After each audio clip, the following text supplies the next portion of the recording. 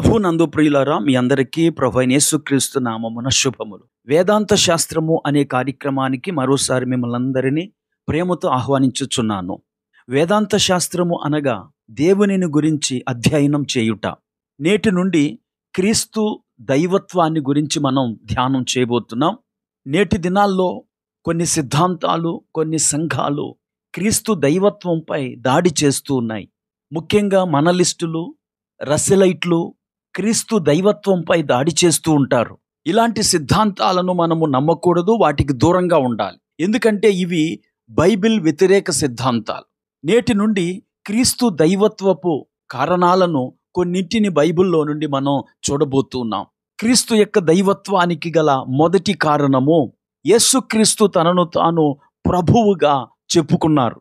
110వ కీర్తన మొదటి వచనములో ఉన్నటువంటి వాక్యాన్ని ఒక్కసారి పరిశీలించండి.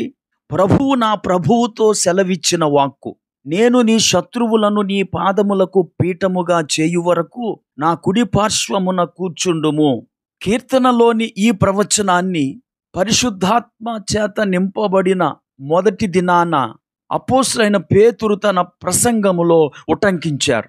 అపోస్తుల కార్యముల గ్రంథం 2వ అధ్యాయం 34వ వచనం. దావీదు ఇట్లనెను, నేను నీ శత్రువులను నీ పాదముల క్రింద పాదపీఠముగా ఉంచు వరకు నీవు నా కుడిపార్శ్వమున కూర్చుండుమని ప్రభువు నా ప్రభువుతో చెప్పెను. మీరు సిలువ వేసిన ఈ యేసునే దేవుడు ప్రభువుగాను క్రీస్తుగాను నియమించెను. దావీదు రాసిన ఈ విషయాన్ని యేసు ప్రభువారు పరిసయ్యుల ఎదుట ఒక్కసారి ప్రస్తావించుట మత్తయి సువార్త 22వ అధ్యాయంలో మనం చూస్తాం.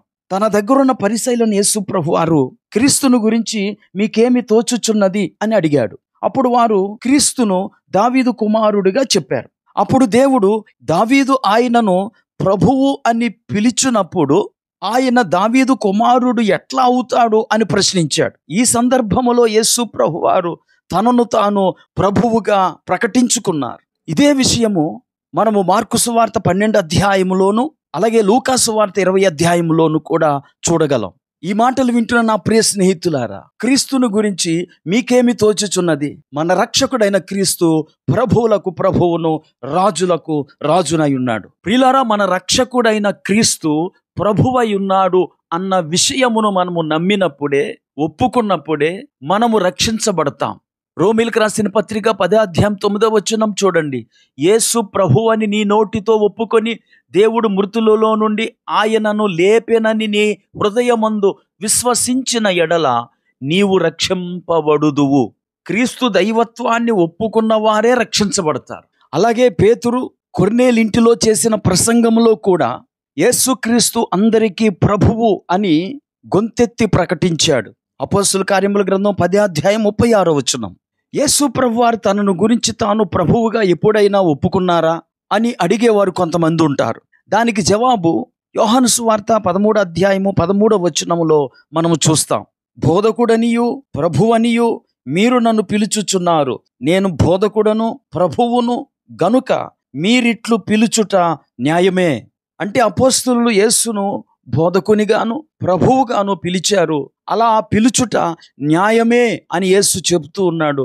అంటే తన్ను తాను ప్రభువుగా యేసు ఈ లోకములో చెప్పుకున్నాడు.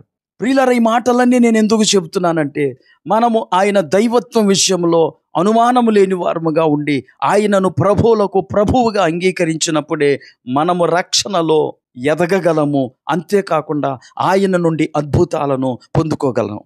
వచ్చే వీడియోలో ప్రభు యొక్క దైవత్వాన్ని గురించిన మరొక లక్షణాన్ని మీ ముందు ఉంచుతాను. ప్రార్థన చేసుకుందాం. కృపా కనికరము కలిగిన మా తండ్రి, నీకు వందనాలు. మీరు ప్రభువులకు ప్రభువును, రాజులకు రాజునై ఉన్నారు. ఎవరైతే తమ నోటితో నిన్ను ప్రభువుగా అంగీకరిస్తారో వారు రక్షించబడతారు. ఈ మాటలు వింటున్న ప్రతి ఒక్కరూ నిన్ను ప్రభువుగా అంగీకరించి వారి జీవితాల్లో నీ అద్భుత కార్యములను, ఆశ్చర్య కార్యములను పొందుకొనుటకు సహాయం చేయమని యేసుక్రీస్తు నామమున ప్రార్థించి వేడుకుంటున్నాము. ఆమేన్.